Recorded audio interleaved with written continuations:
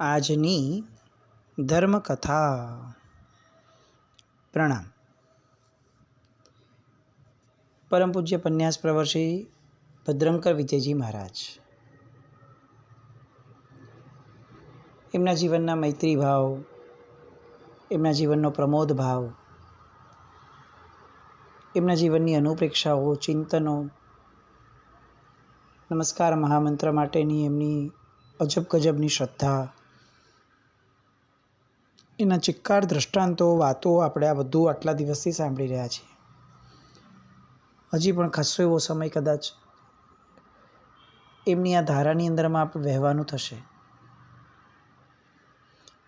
આજે આપણે એમના જીવનનો એક પ્રસંગ એવો જોવો છે, એવો સાંભળવો છે કે જે પ્રસંગ આપણને શું આપશે એ ખબર નથી, પણ એટલું ચોક્કસ છે કે આ પ્રસંગ એ આપણને સાહેબની અંતઃસ્થિતિ, એમની માનસિક સ્થિતિ, મનઃસ્થિતિ કેવી હશે, કેવી ઉદાર, કેવી ઉદાત્ત અને કેવી મૈત્રીપૂર્ણ હશે, એની ઝાંખી આપણને આ પ્રસંગ આપી જશે. અલબત્ત આ પ્રસંગ લેવો કે ન લેવો એ થોડી ગડમથલ પણ હતી. ગડમથલ એટલા માટે કારણ કે ક્યારેક આપણે કોઈ એક મહાપુરુષનું જીવન, એમના વિચારોને જ્યારે મૂકીએ એમનો પક્ષ, ત્યારે કેટલાક પ્રસંગોમાં એવું બની શકે કે એમનાથી જેમનો મત અલગ હતો, જેમની વિચારધારા થોડી અલગ હતી, એમની ઝાંખપ ન દેખાવી જોઈએ, એમની ગરિમા ક્યાંય નંદવાવી ન જોઈએ. પણ ઘણું વિચારતા એવું લાગ્યું ચોક્કસપણે કે આ પદાર્થ, આ પ્રસંગ લેવા જેવો ચોક્કસ છે, કારણ કે આનાથી આપણને પોતાને ઘણી સ્પષ્ટતાઓ મળશે. અત્યારના વર્તમાન જગતની અંદરમાં જે ઘણા બધા પ્રશ્નો આપણા સૌના મગજમાં, હૃદયમાં ઊભા થતા હોય છે, એમાંના કેટલાક પ્રશ્નોનું સોલ્યુશન કદાચ આ જ પ્રસંગના માધ્યમે આપણે મેળવી શકશું. એટલે બહુ નમ્રતાપૂર્વક આ વસ્તુને શ્રોતાઓની પરિપક્વતા અને ગંભીરતાની ઉપર શ્રદ્ધા રાખી અને આ પ્રસંગ લઉં છું. ક્યાંય પણ કોઈ પણ વ્યક્તિ માટે એક પણ નબળો વિચાર ન આવે એનું ખાસ આપણે બધા લક્ષ્ય રાખીએ. વાત છે સંવત 2018 ઈસવીસન 1962ની. ગુજરાતનું એક ગામ કલોલ. આ કલોલની અંદરમાં કર્મ સિદ્ધાંતજ્ઞ આચાર્ય દેવેશ પ્રેમ સુરેશ્વરજી મહારાજાની નિશ્રામાં સમુદાયના 60 જેટલા પ્રબુદ્ધ શ્રમણોની હાજરીમાં એક ઐતિહાસિક ચર્ચા સભાનું આયોજન થયું. આ બધા મહાપુરુષો ભેગા થયા હતા કારણ કે બે વિદ્વાન શ્રમણો વચ્ચે અત્યંત પાંડિત્યભરી ચર્ચા અને વિચારણા થવાની હતી. ગુણદોષના નિરીક્ષક, એટલે આપણી ભાષામાં જેને જજ કહી શકાય, એ હતા સ્વયં પોતે દાદા ગુરુદેવ પૂજ્ય પ્રેમ સુરેશ્વરજી મહારાજા પોતે સ્વયં. ચર્ચાનો વિષય હતો જે બે વિદ્વાન પ્રબુદ્ધ વ્યક્તિઓ, પૂજ્ય પન્યાસજી ભદ્રંકર વિજયજી મહારાજ અને બીજા પન્યાસશ્રી ભાનુ વિજયજી મહારાજ, આ બંને વચ્ચે જરાક સમજણ ફેરનો વિષય હતો મૈત્રી ભાવ. પન્યાસજી મહારાજની માન્યતા એવી હતી કે જે જીવ સમ્યક દર્શન પામે એને જીવ માત્ર પરત્વે મૈત્રી ભાવ હોય જ. એનામાં શત્રુવટ, દ્વેષભાવ પ્રેરિત અંટસ કે વિરોધ વૃત્તિ એ નાશ પામ્યા જ હોય. એના ચિંતન અને વર્તનની ઢબમાં મૈત્રીનો દ્રષ્ટિકોણ કેન્દ્રમાં જ હોય. અને ભવ ગણતરી ત્યારે જ શરૂ થઈ ગણાય જ્યારે આત્મામાં રોમ રોમની અંદરમાં સ્નેહ અને મૈત્રી પ્રસરી ગયા હોય. આ હતી પન્યાસજી મહારાજની વિચારધારા. આપણે આટલા દિવસમાં ઘણી બધી વાર આને લગતી વાતો, સાહેબની અનુપ્રેક્ષાઓ પણ સાંભળી છે. બીજી બાજુ ભાનુ વિજયજી મહારાજ, એ હતા તર્કશાસ્ત્રોના પ્રકાંડ વિદ્વાન મહાત્મા, અને એમનો પક્ષ ક્રિયાયોગ અને વ્યવહાર માર્ગના પોતે ચાહક હતા. એટલે એમનો પક્ષ એવો હતો કે સાધના માર્ગની અંદરમાં મૈત્રી ભાવ આદિ ભાવોની અનિવાર્યતા નથી. હોય તો સારી વસ્તુ છે, પણ એ અનિવાર્ય છે એવી જે વાત પન્યાસજી મહારાજ વિચારે છે એવું ન હોય.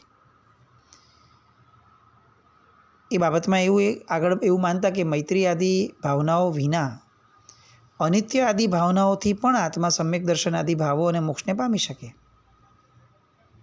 એટલે આ વિચારધારા એમણે પ્રેમસુરી મહારાજ સાહેબને જણાવી. અને આ સમુદાયના સાર્થવા એમણે બહુ જ ન્યુટ્રલી, બહુ જ મૈત્રીપૂર્ણ માહોલની અંદરમાં, કોઈ રાઇવલરી મોડ ઉપર નહીં કે કોઈ કોન્ટ્રોવર્શિયલ મોડ ઉપર નહીં, બહુ જ મૈત્રીપૂર્ણ વ્યવહારની અંદરમાં એમણે આ બધી ચર્ચાઓનું આયોજન કર્યું અને બધા મહાત્માઓને સાક્ષી તરીકે પણ રાખ્યા કે એ લોકો પણ આમાંથી શીખશે. એટલે ચૈત્રી હોળી કલોલમાં બધાની નક્કી થઈ અને ચર્ચા વિચારણા કરીને નિર્ણય કરવો એવું નક્કી થયું. દાદા ગુરુદેવે મંચ ખુલ્લો મૂક્યો. બંને તરફથી પોતાની વાતને પૂર્ણ સમર્થન મળે એ માટે સંશોધન પણ થયું હતું. બંને પક્ષોએ પૂર્વાચાર્યો રચિત શાસ્ત્રીય પુરાવા એ પોતાની મેળે ભેગા કરીને રાખ્યા હતા. પ્રથમ દિવસ થયો અધિવેશનનો. એટલે પન્યાસજી મહારાજે તો બધું સાંભળ્યા કર્યું. એ પછીના દિવસથી લઈ અને 14 પૂર્વધર મહાત્માઓએ જે લખેલા પાઠ હતા આ બાબતના પોઝિટિવલી, એ બધા રજૂ કર્યા. મૈત્રી ભાવ આદિની પ્રતિષ્ઠા કરી એ વાતોની. એના જવાબ રૂપે ભાનુવિજયજી મહારાજ સાહેબે ઘણી દલીલો કરી.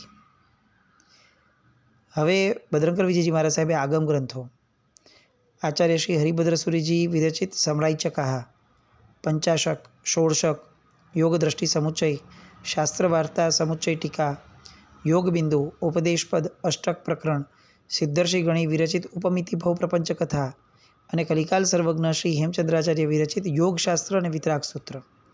આ ઉપરાંત મહોપાધ્યાયજી યશોવિજયજી મહારાજ સાહેબ વિરચિત દ્વાત્રિંશિકા, વૈરાગ્ય કલ્પલતા, પ્રતિમા શતક, ધર્મ પરીક્ષા, અધ્યાત્મસાર, અધ્યાત્મ ઉપનિષદ, આચાર્ય શાંતિસુરીજી વિરચિત ધર્મરત્ન પ્રકરણ, પૂજ્ય ઉપાધ્યાય શ્રી વિનય વિજયજી મહારાજ સાહેબ વિરચિત શાંત સુધારસ ભાવના, ઉપાધ્યાય શ્રી માન વિજયજી મહારાજ વિરચિત ધર્મસંગ્રહ, ઉપરાંત અધ્યાત્મ કલ્પદ્રુમ, શામ્ય શતક, હીર સૌભાગ્ય કાવ્ય, દાનવિંશિકા આદિ અનેક ગ્રંથો.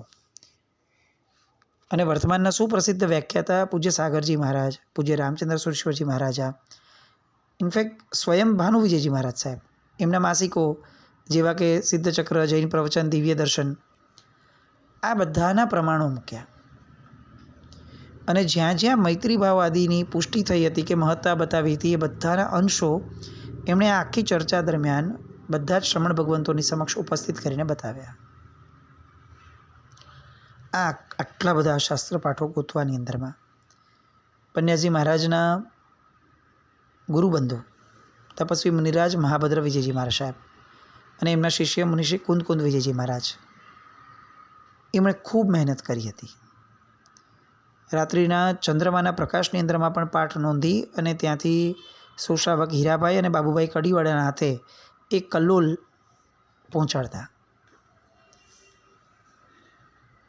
હવે પન્યાસજી મહારાજ એવું વિચારતા કે આ ચર્ચામાં વાત્સલ્ય અને સમતા દર્શાવવામાં જો કચાશ રહી જશે ને તો શાસનની હિંસા થશે. એટલે બહુ જ પ્રશાંત ભાવે પોતાની વાતોને મૂકતા. 21 દિવસ સુધી આ ચર્ચાઓ ચાલી. 21 દિવસ. પન્યાસજી મહારાજ એવું માનતા કે ભાવ ઉપર વધારે જોક આપવાથી ક્રિયાને હાનિ પહોંચે એવી જે ભાનુવિજયજી મહારાજ સાહેબની વાત છે તે વાત સાચી છે, ના નથી. પણ ક્રિયા ઉપર જો તમે વધુ જોક આપશો તો ભાવને હાનિ પહોંચી જશે. એનું શું? જેને જેટલો જોક આપવો જોઈએ એટલો જ આપવો જોઈએ. જો વધુ જોક આપીએ તો એકાંતવાદનો દોષ એ તરતથી ઊભો થઈ શકશે. ચર્ચાઓ લાંબી ચાલી. પૂજ્ય પ્રેમસુરી મહારાજ, દાદા ગુરુ મહારાજ બધું જ સાંભળે, પણ આ એટલી બધી વિદ્વત્તા બંને પક્ષે કે એમનાથી પણ કોઈ નિર્ણય પર ના આવી શકાયો. એટલે હવે દાદા ગુરુદેવ પ્રેમસુરી મહારાજ મૂંઝાયા. એમણે એવું વિચાર્યું કે આ ગૂંચવણનો કોઈ સુયોગ્ય, નિષ્પક્ષ અને સૌને માન્ય ઉકેલ મળે તો બહુ સારું. એટલે હવે એમણે એક કામ નક્કી કર્યું કે આ બધી જ વાતોને બિસ્તરા પોટલા બાંધી અને એમના વિદ્વાન શિષ્ય ખંભાતમાં જે બિરાજમાન હતા એવા પૂજ્ય રામચંદ્ર સુરેશ્વરજી મહારાજા એમને પોતે પત્ર લખ્યો. બંને વ્યક્તિઓ તરફથી જે મંતવ્યો આવ્યા છે એ પણ ખંભાત મોકલાવા એવું નક્કી થયું. અને પછી સાહેબ જે નિર્ણય આપે એ સાચો. આ રીતનું એક સમરી દાદા ગુરુદેવે બાંધી. હવે આ બધી ચર્ચાઓ મોકલાવાઈ લિખિતમાં. બંને પક્ષની દલીલનો સાહેબે પણ ત્યાં અભ્યાસ કર્યો અને પછી સમુદાય વગેરેને લક્ષ્યમાં રાખી અને વિશ્લેષણ કરતાં એમણે સાર આપ્યો કે હવે પછીથી સૌ શ્રમણોએ સંઘમાં નિશ્ચય પ્રધાન દેશના ન આપતા વ્યવહાર પ્રધાન દેશના આપવી. આ નિર્ણય સકળ સમુદાયે સસ્નેહ સ્વીકાર્યો. પન્યાજી મહારાજે પણ સ્વીકાર્યો અને એના કારણે ધર્મચક્ર નામનું જે સામાયિક હતું એટલે માસિક હતું મેગેઝિન એ પણ બંધ થયું. પન્યાજી મહારાજે કમ્પ્લીટલી આ નિર્ણયને અંતઃકરણપૂર્વક સ્વીકાર્યો. પુણ્ય પ્રમાણે મને ન્યાય મળ્યો છે એવું આશ્વાસન એમણે લીધું. એ મહામંત્રનું અને મૈત્રી ગુણનું સ્મરણ એ તો એમનું ચાલુ જ હતું. એમની આગળ એક મહાત્મા ગયા. આ ચર્ચા કાઢી કે સાહેબ આપે આટલું બધું લખ્યું હતું એનું કન્સિડરેશન ફરીથી રિકન્સિડર કરવા માટે આપણે રામચંદ્રશ્રી મહારાજ સાહેબને વાત કરવી છે. અને ત્યારે પન્યાજી મહારાજે બહુ જબરદસ્ત જવાબ આપ્યો. મારી મૈત્રીની વાતોથી જો અમૈત્રી જન્મ લેતી હોય તો એ માટે મને ચર્ચા કે વિવાદ કંઈ જ નથી જોઈતું. અને પોતે પૂર્ણપણે મધ્યસ્થતામાં જતા રહ્યા. ઘટનાને પડદો પડ્યો પણ કેટલાક દિવસ વીત્યા અને પછી પન્યાશ્રી ભાનુવિજયજી મહારાજ એમણે કેટલુંક પોતાનું વાંચન કરતાં કરતાં ભણતા અને આરાધના કરતાં કરતાં એમને પોતાને અનુભવથી ખ્યાલ આવ્યો કે હકીકતમાં મૈત્રી આદિ ભાવો અને સમતાની પુષ્ટિ એના વિના આત્માની શુદ્ધિ જ શક્ય નથી. અને જો આત્માની શુદ્ધિ જ ન થાય તો આત્મા કર્મરહિત કેવી રીતે બની શકે? અને જો એ કર્મરહિત બને જ નહીં તો પછી સમ્યક દર્શન ક્યાંથી આવે અને મોક્ષ તો ક્યાં આવવાનું? એટલે આ ભાનુવિજયજી મહારાજ સાહેબે તરત જ પ્રકરણ ક્યારનું પૂરું થઈ ગયું હતું. ચર્ચા વિચારણા અધિવેશન જે બી હતું ક્યારનું પૂરું થઈ ગયું હતું. પણ એમને જે ક્ષણે આ રિયલાઇઝેશન આવ્યું ભાનુવિજયજી મહારાજ સાહેબને, એમણે તરત જ ખેલદિલીપૂર્વક પન્યાજી મહારાજને લખીને મોકલાવ્યું.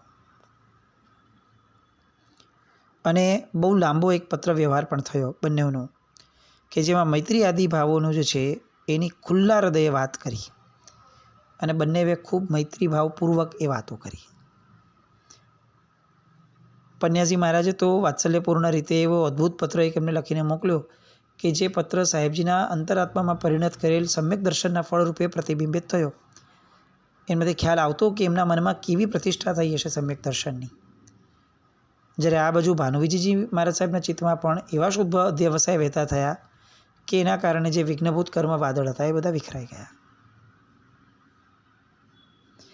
આ પ્રસંગ જે છે એમાંથી સૌથી બેસ્ટ વસ્તુ જે લાગી એ નંબર 1, પન્યાજી ભાનુવિજયજી મહારાજ સાહેબને જ્યારે સાચી વાત લાગી ત્યારે એમણે જરા પણ નાનપ લાવ્યા વિના સ્વીકાર કર્યો. અને આ બાજુ જ્યારે પન્યાજી મહારાજને ભાનુવિજયજી મહારાજ સાહેબે જણાવ્યું કે મને અત્યારે રિયલાઇઝેશન થાય છે કે આપની વાત સાચી હતી, ત્યારે ક્યાંય પણ ભાનુવિજયજી મહારાજ સાહેબની ગરિમાને ઝાંખપ લાગે એવું એક પણ વિચાર, વ્યવહાર કે વર્તન પન્યાજી મહારાજ તરફથી ન થયું. બંને સારસ્વત સૂતોએ મૈત્રીપૂર્ણ વ્યવહારની ગરિમાને જાળવીને રાખી. આના કારણે એક વસ્તુ આપણે સરસ શીખવા મળી આખા સંઘને, શ્રમણ સમુદાયને પણ, કે મૈત્રીની વાતો એ ફક્ત વાતો ન હોય. મૈત્રીની વાતો એ વર્તનથી શોભે. જ્યાં નામની ભૂખ કે હરીફાઈનું અસ્તિત્વ ન હોય ને ત્યાં જ મૈત્રીનું બીજ વવાય. અને એના કારણે પન્યાજી મહારાજને કેટલેક અંશે જે પોતાની વાત જન સુધી પહોંચાડવાની એક આખી ધારા હતી એ ખંડિત થવા છતાં પણ મનમાં ક્યાંય એક નાનકડો પણ વિરોધનો વિકલ્પ પણ ન આવ્યો. ઉલટું એમને એવું લાગ્યું કે કેટલાક આચાર્ય ભગવંતોને કેટલાક સમયથી કોઈક કારણસર મન દુઃખ છે. આમાં આ પ્રસંગના કારણે એવું થયું કે પ્રેમસુરી મહારાજ, રામચંદ્રસુરી મહારાજ, ભાનુવિજયજી મહારાજ આ બધા લોકો કમસે કમ એક મત થઈ અને નજીક આવ્યા. એટલે અહીંયા પન્યાજી મહારાજને એવું થયું આનંદ કે મારા મૈત્રી ભાવ રૂપે થયેલા ચર્ચાના કારણે કેટલા બધા મહાત્માઓના મિલનનું કારણ થયું. મારી તો મૈત્રી ભાવનાની ભાવના જ સફળ થઈ ગઈ. અને એમણે તરત જ તખતો બદલાવીને લોકોને જાહેર કર્યું કે આ જે પણ થયું એ અત્યંત સુખદ થયું, અત્યંત સુખદ. કારણ કે મૈત્રી ભાવનું જે પરિણામ આપણે બધા ઝંખતા હતા એ પરિણામ તો આ ચર્ચા દ્વારા મળી ગયું. આ કંઈ જીત કે હારનો વિષય ન હતો. અને સંઘ આખાએ પન્યાજી મહારાજની આ ઉદારતાને પોંખીને વધાવી. આ આખું પ્રકરણ જે છે એ પાછળથી કલ્લોલ પ્રકરણના નામે ઓળખાયું. પ્રસંગ બહુ માર્મિક છે. લેવાનું મુખ્ય કારણ એ કે અત્યારે સંઘને જે મૈત્રી ભાવની જરૂર છે અને મૈત્રી ભાવની જે વાતો સંઘની અંદરમાં થઈ રહી છે એ વર્તન સાથે નથી, એનું દુઃખ છે. પન્યાજી મહારાજની મૈત્રી ભાવની વાતો એ પૂર્ણતયા વર્તન સાથે હતી. પોતાનો પક્ષ સામાવાળા પક્ષને સાચો પણ લાગ્યો હતો, પણ નિર્ણયને ફેરવિચાર કરાવવાની વાત નહીં. આ ઉદારતા આપણે શ્રાવકો તો કમસે કમ સ્વીકારીએ. આજે સાધુ ભગવંતો તો બધા પોતાની મૈત્રી ભાવનામાં જબરદસ્ત આગળ વધી રહ્યા છે. જે ક્યાંક ઉણપ આપણને વર્તાય છે શ્રાવક સંસ્થાની અંદરમાં, એ આ દ્રષ્ટાંત થકી જો આદર્શ લે તો કદાચ ઘણા પ્રશ્નો આપમેળે સોલ્વ થઈ જાય. સાહેબ બહુ સરસ વાત કરતા કે નિશ્ચય નહીં એ સાધ્ય છે અને વ્યવહાર નહીં એ સાધન છે. જેમ કારણ વગર કાર્યની સિદ્ધિ નથી થઈ શકતી, એમ વ્યવહાર રૂપ સાધન વગર નિશ્ચય રૂપ સાધ્યની સિદ્ધિ પણ શક્ય જ નથી. નિશ્ચય એ જ્ઞાન સ્વરૂપ છે અને વ્યવહાર એ ક્રિયા સ્વરૂપ છે. મોક્ષનો માર્ગ એ જ્ઞાન અને ક્રિયા સ્વરૂપ છે, બંને મિક્સ સમન્વય સાથે. એટલે મોક્ષ માટે બંને જોઈએ, એકની પણ ઉપેક્ષા ન કરી શકાય. નિશ્ચય અને વ્યવહારનો સાધ્ય સાધનની દ્રષ્ટિથી સુમેળ કરી અને પછી જ આરાધનામાં આગળ વધવું જોઈએ. એકલી ક્રિયા નહીં ચાલે, એકલું જ્ઞાન પણ નહીં ચાલે, એકલો નિશ્ચય નહીં ચાલે, એકલો વ્યવહાર પણ નહીં ચાલે. અને આ આખી વાત જીવ મૈત્રીની મહાન પ્રભાવના કરનાર આ પન્યાજી મહારાજ એ કલોલ પ્રકરણના માધ્યમે આપણા સુધી આપણને પહોંચાડ્યું.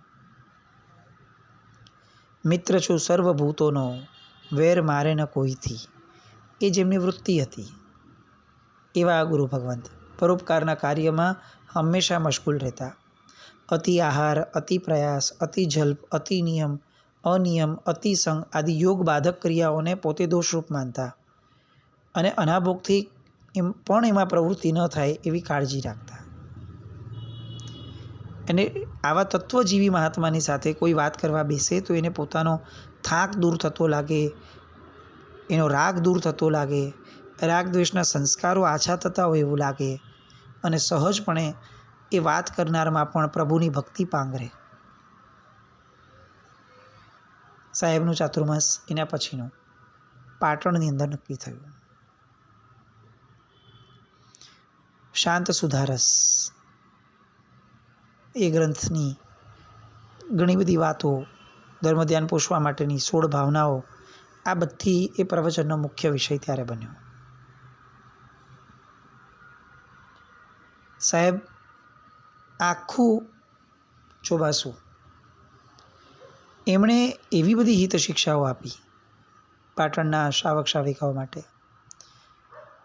કે પરમાત્મા ભક્તિની અંદરમાં જબરદસ્ત વેગ આવ્યો લોકોને. પ્રભુના દર્શન, વંદન, કીર્તન, ત્રિકાળ કરવાના કહ્યા એમણે લોકોના હૃદયમાં આહલાદ જાગ્યો. પ્રતિમા સમક્ષ અને સિદ્ધોની સાક્ષીએ પ્રાયશ્ચિત લેવાનો વિધિ એ પણ એમણે ઉજાગર કર્યો. ગીતાર્થ ગુરુ ન હોય ત્યારે શું કરવું? તો કે પ્રતિમા સમક્ષ પ્રાયશ્ચિત લેવું. પ્રભુ સમક્ષ દુષ્કૃત રહા, સુકૃત અનુમોદના, અર્યંત સિદ્ધ સાધુને ધર્મનું શરણ લેવું, આ બધી વાતો પરમાત્માની સમક્ષ કરવાની એમણે શરૂ કરાવડાવી. જેના કારણે પરમાત્મા તત્વ જીવંત લાગવા લાગ્યું. અત્યાર સુધી જે લોકો એવું માનતા હતા કે ભગવાન તો મોક્ષમાં વયા ગયા, એ લોકોને સમજાવવા લાગ્યું કે આ મોક્ષમાં નથી ગયા, આ પ્રાણ પ્રતિષ્ઠા રૂપે જીવંત આપણી સામે બેઠા છે. આવી બધી વાતો અને એમના થકી લોકોની અંદરમાં જીવનમાં આવેલા પરિવર્તનો, એમની વચન સિદ્ધિના કેટલાક દ્રષ્ટાંતો, આવું તો કંઈ ઘણું હજી પણ બાકી. એ બધાને ફરી સ્પર્શવા કદાચ આવતા ઘણા દિવસો સુધી રોજ હજી મળશું અને પન્યાજી મહારાજના આ પળ વૈભવને પૂરેપૂરો માણવા માટેનો પ્રયત્ન કરશું. આજે આખા પ્રકરણને જે ભાવે મુકાયો છે એ ભાવે આપણે લઈએ, કલોલ પ્રકરણને. એવી શુભ મંગલ કામના સાથે જીનાજ્ઞા વિરુદ્ધ કંઈ પણ બોલાય તો મિચ્છામિ દુક્કડમ. જૈનમ જય